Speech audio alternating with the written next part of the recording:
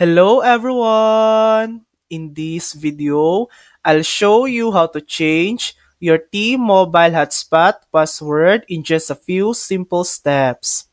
First, make sure your phone or computer is connected to your T-Mobile 5G hotspot network. Next, open your web browser and type mobile.hotspot in the address bar, then press enter. Click enter password, then type your admin password and choose login.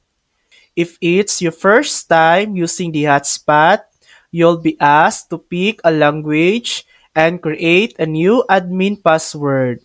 Once logged in, scroll down to the Wi-Fi section. To view your current password, tap the eye icon. To change it, type your new password in the Wi-Fi password box, then select Apply, and tap OK to confirm.